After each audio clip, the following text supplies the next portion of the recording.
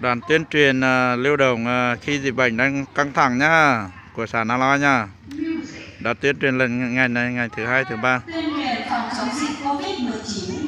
Kính thưa cán bộ và nhân dân xã Na Lo, theo thông báo của ban chỉ đạo thì cơ quan chức năng đang triển khai truy vết test nhanh khoanh vùng dập dịch. Trước tình hình dịch bệnh đang diễn biến Covid-19, xã Na Lo yêu cầu mọi người dân thực hiện nghiêm túc các biện pháp sau đây. 1. Hạn chế việc di chuyển của người dân ra khỏi địa bàn của mình sinh sống, đặc biệt là các xã thì có Đoàn tuyên truyền lưu động trên địa bàn xã Na Lo nhá. hạn chế đến nơi công cộng, không tụ tập đông người, thực hiện khai báo y tế trung thực nếu tiếp xúc với các ca F0, F1, các địa điểm có nguy cơ. Tại xã Keng Du, Mỹ Lý, Hiếu Kiệm, Đi đường trên nữa ai ơi? Mường Xén, Bình ơi! huyện Kỳ Sơn, cho đến nay đã có hơn 8 ca dương tính với SARS-CoV-2.